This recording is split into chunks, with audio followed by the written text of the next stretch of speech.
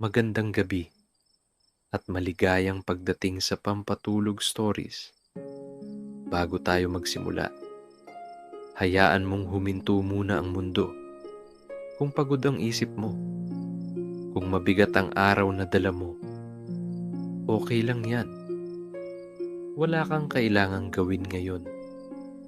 Wala kang kailangang patunayan. Huminga ka lang ng dahan-dahan at hayaang sumabay ang hininga mo sa katahimikan. Ang kwentong ito ay hindi nagmamadali, hindi rin ito hihingi ng pansin.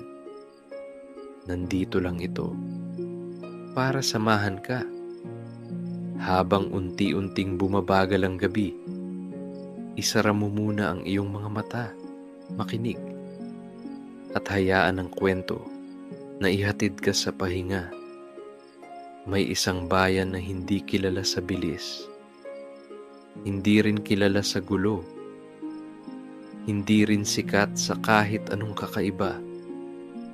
Isa lang ang masasabi ng mga napapadaan, parang ang bagal ng oras dito. At totoo naman iyon.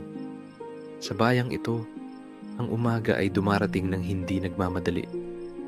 Ang araw ay sumisilip na parang nag-iisip muna kung tatayo na ba o hihiga pa sandali. At ang hangin, lalo na ang amihan, ay dumaraan ng marahan. Tila ba ayaw manggising ng kahit sino.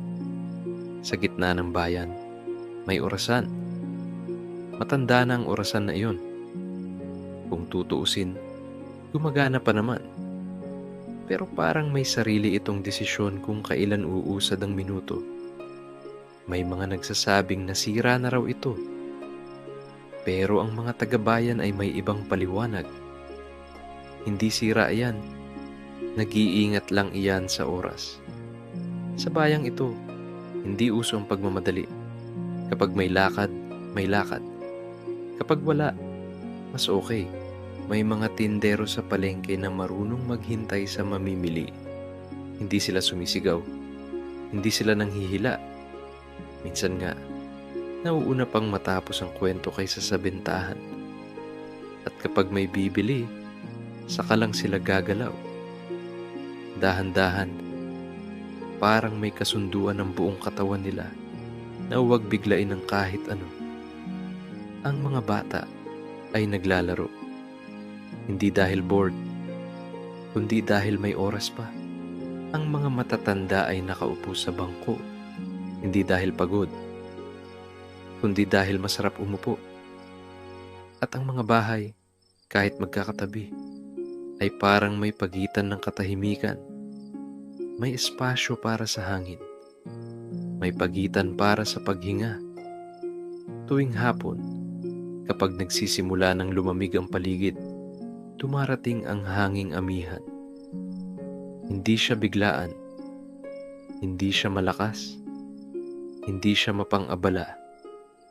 Parang kaibigang dumarating na hindi kumakatok. Kasi alam niyang welcome siya. Mararamdaman mo muna siya sa balat. Isang haplos. Parang paalala na okay lang huminto sandali. May mga tao na biglang magtataka kung bakit giniginaw. Kahit hindi pa naman malamig, may kukuha ng manipis na kumot. May magsusuot ng jacket na matagal nang hindi nagagamit. At may tatawa sa sarili nila dahil alam nilang medyo OA sila. Pero wala namang nagmamadali rito. Kaya okay lang. Sa bayang ito, kahit ang mga hayop ay marunong maghintay, ang aso ay hihiga muna bago tumahol. Ang pusa ay iikot muna bago matulog. Ang mga ibon ay hindi basta lilipad. Titingin muna sila sa langit. Parang nagtatanong kung handa na ba ang hangin. At ang hangin, laging handa. Hindi siya nag-uutos. Hindi siya nagmamadali. Dumaan lang siya. At hinahayaan ng lahat na sumabay kung gusto nila. May mga gabi na tahimik ang bayan. Walang busina, walang sigawan, tanging tunog ng dahon, at minsan, yero na bahagyang gumagalaw sa simoy. At sa mga gabing ganoon, parang mas mabagal ang oras, hindi dahil huminto, kundi dahil natutong maghintay ang lahat. Ang bayang ito ay hindi perpekto. May problema rin, may pagod, may pangarap na hindi pa dumarating. Pero may isang bagay silang natutunan, hindi kailangang unahin ang lahat. Hindi kailangang habulin ang bawat segundo. Minsan, ang tamang gawin ay umupo, huminga, at hayaang dumaan ang hangin. Kapag dumating ang hanging amihan, hindi lang ang bayan ang nagiging tahimik, pati ang mga tao, parang kusang bumabagal. May isang matandang lalaki na laging nakaupo sa harap ng kanyang bahay. Hindi siya nagbabasa, hindi rin siya natutulog. Nakatitig lang siya sa malayo. Kapag dumaan ang hangin, bahagyang gagalaw ang kanyang buhok at bahagyang gagalaw ang kanyang alaala. Hindi siyang humingiti, pero hindi rin siya malungkot. Parang kontento lang sa pag-upo. May isang babae na nagwawalis ng bakuran. Matagal na sana siyang tapos. Pero bawat hampas ng walis ay mabagal. Hindi dahil tinatamad, kundi dahil masarap pakinggan ang tunog ng dahon sa sahig. Minsan, tinatangay ng hangin ang mga kalat pabalik. At sa halip na mainis, napapangiti siya. Ganun talaga, parang sinasabi ng kanyang galaw. May mga bagay na bumabalik. May isang batang nakatayo sa ilalim ng puno. Wala siyang hawak. Wala siyang ginagawa. Nakatingala lang siya habang gumagalaw ang mga dahon, habang sumasayaw ang liwanag, habang ang hangin ay dumadaan sa pagitan ng mga sanga. Hindi niya alam kung bakit, pero parang may kausap ang hangin at parang sinasabi nito, hindi mo kailangang magmadali. May tindero sa kanto na matagal nang bukas ang tindahan. Wala pang bumibili, pero hindi siya nagsasara. Umiinom lang siya ng kape. Malamig na ang kape, pero iniinom pa rin. Kapag tinanong kung bakit hindi niya initin, ngumingiti lang siya. Okay na ito, parang sinasabi ng bawat lagok. May isang kapitbahay na naglalakad ng mabagal. Hindi siya late. Hindi rin siya maaga. Tamang-tama lang. May tsinelas siyang luma. At tuwing dumadaan ang hangin, bahagyang tinatangay ang alikabok. Kasama ang mga iniisip niya. Minsan, napapahinto siya. Hindi dahil pagod, kundi dahil may naalala. At kapag handa na, saka siya muling maglalakad. Dahan-dahan, ang hanging amihan ay dumadaan sa bawat tao. Hindi niya pinipili kung sino ang tatamaan. Hindi niya tinatanong kung handa ka na ba. Pero kapag dumaan siya, may iniiwan siya. Hindi problema. Hindi solusyon, kundi pahinga. May mga tao na napapansin ito. May iba na hindi. Pero kahit hindi mo mapansin, gumagana pa rin ang haplos.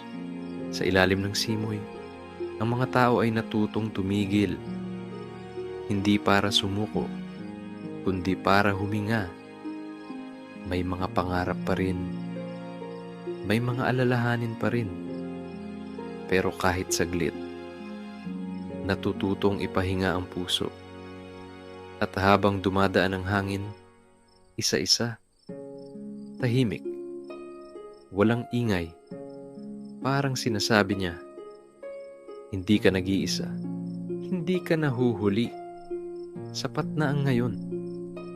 May mga sandali sa bayan na halos hindi napapansin. Hindi sila malalakas. Hindi sila dramatic. Hindi sila nag-aagawan ng pansin. Pero kapag huminto ka at nakinig, mararamdaman mo sila. May isang tasa ng kape na nakapatong sa mesa. Kanina pa yun mainit. Ngayon, hindi na. Hindi dahil pinabayaan, kundi dahil may mas inuna. Ang pagtingin sa labas ng bintana habang unti-unting lumalamig ang kape. Unti-unti ring lumalamig ang isip. Parang may kasunduan silang dalawa. Nasabay silang magpapahinga. May mga taong magrereklamo kapag lumamig ang kape. Pero dito sa bayan, iniisip nila, okay lang.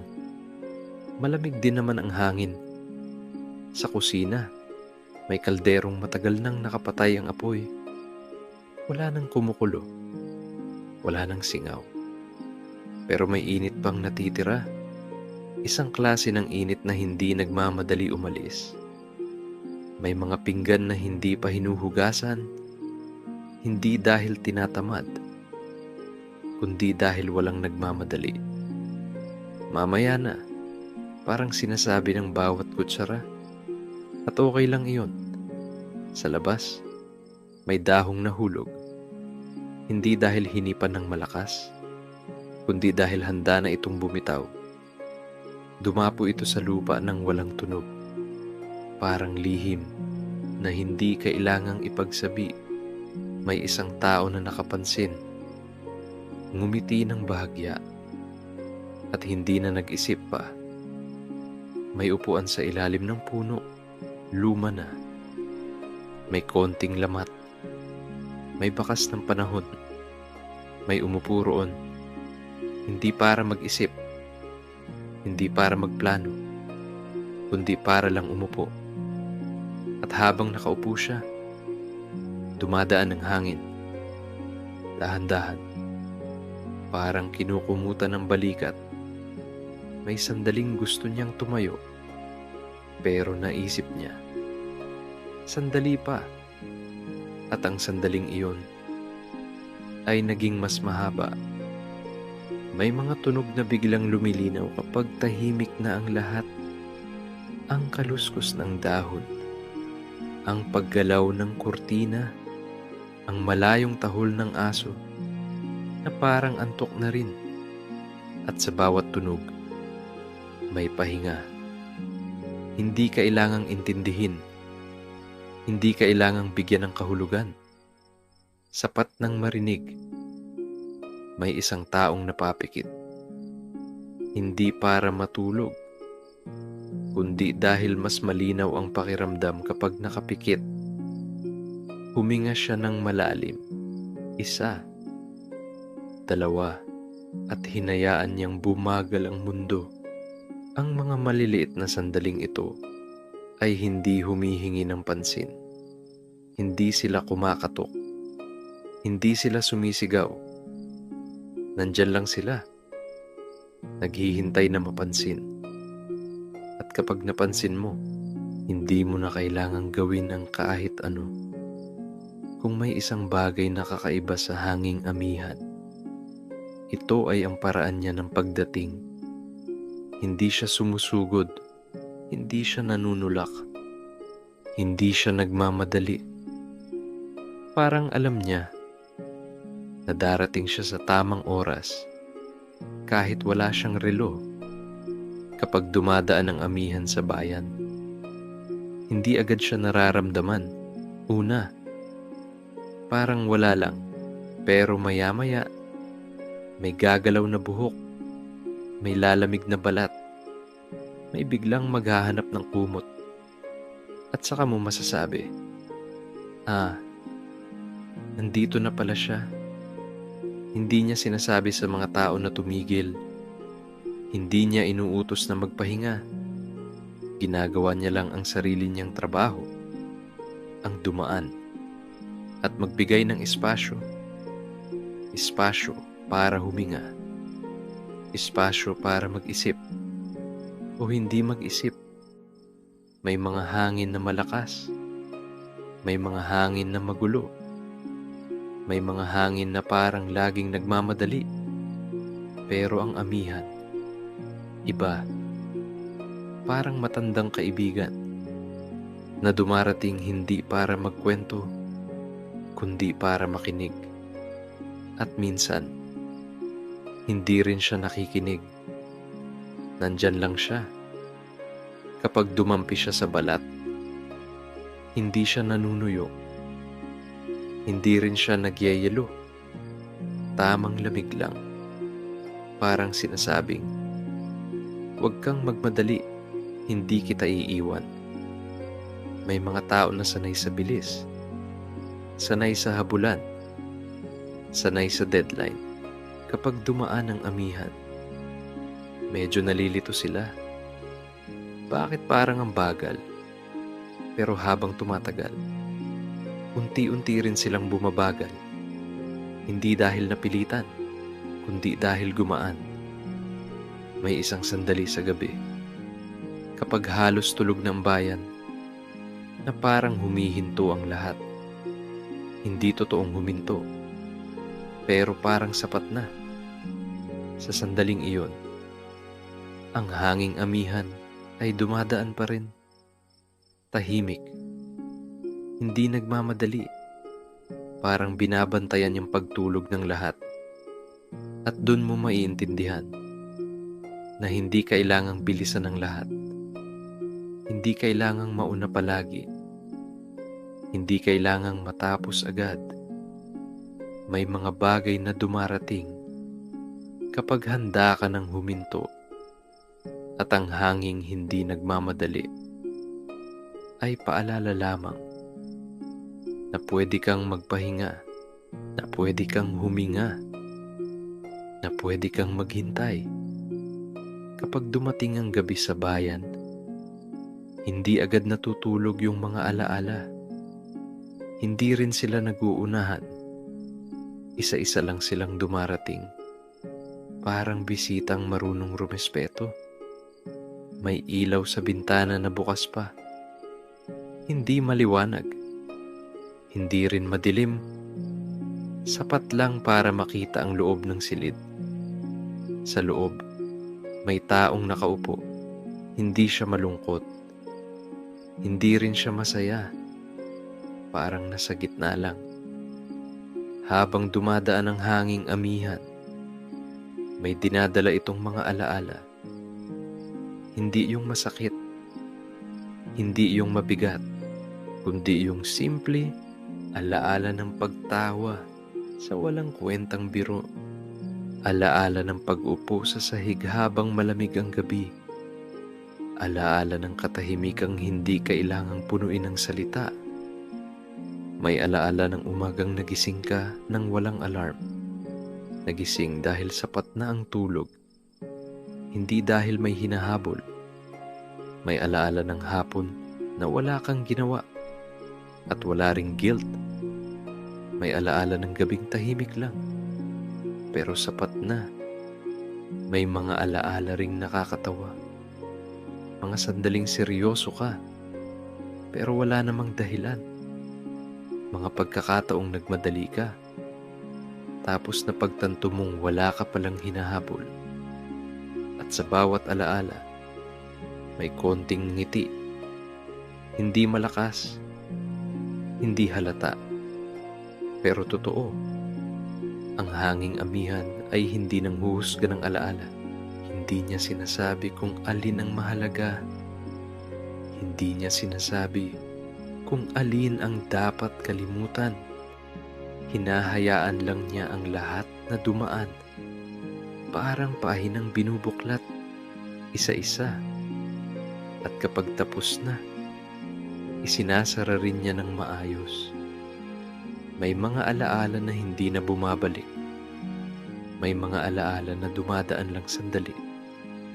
At may mga alaala na nagpaparamdam na kahit mabagal ang buhay, may saysay pa rin.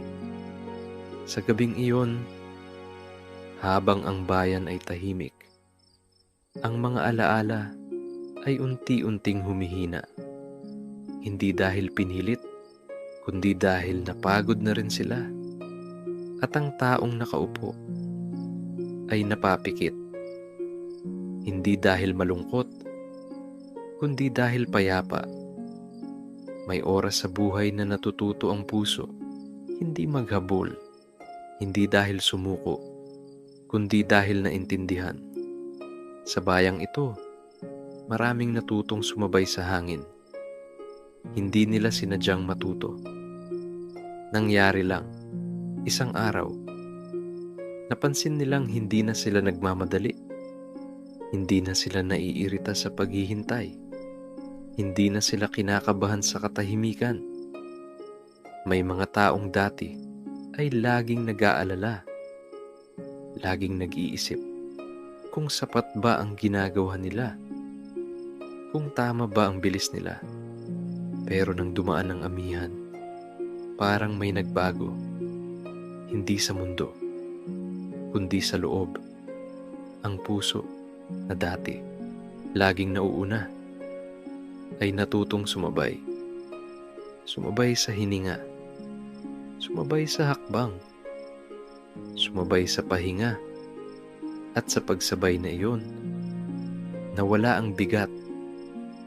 Hindi ibig sabihin na wala ng pangarap. Hindi ibig sabihin na tumigil na ang buhay.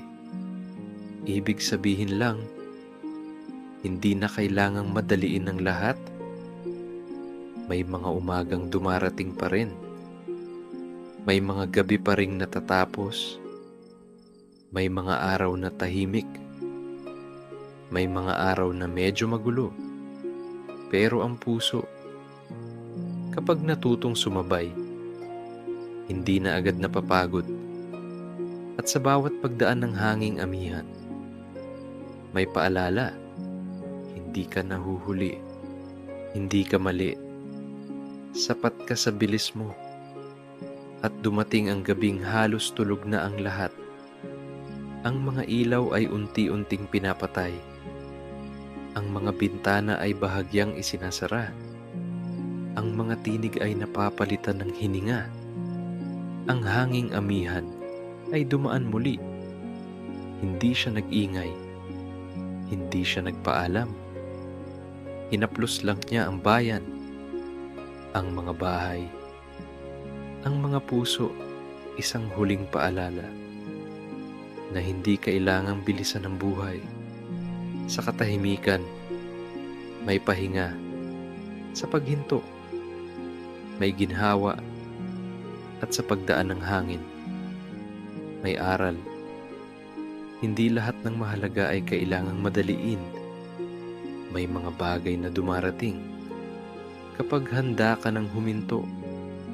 At habang ang hininga ay bumabagal, habang ang isip ay humuhupa, habang ang katawan ay nagpapahinga, ang hanging amihan ay patuloy lang sa pagdaan. Tahimik, hindi nagmamadali. At kung naririnig mo pa rin yung tinig na ito, ibig sabihin ay ligtas ka na sa katahimikan. Wala nang kailangang isipin. Wala nang kailangang balikan. Kung ikaw ay inaantok na, hayaan mo lang ang sarili mong matulog. At kung ikaw ay gising pa, okay lang din yan. May mga kwento pang naghihintay. Tahimik, banayad, at hindi nagmamadali. Maaari kang manatili rito o bumalik muli kapag handa ka ng magpahinga. Sa ngayon, hayaan nating ang hangin ang magbantay habang ang gabi ay yakap ka. Magandang gabi.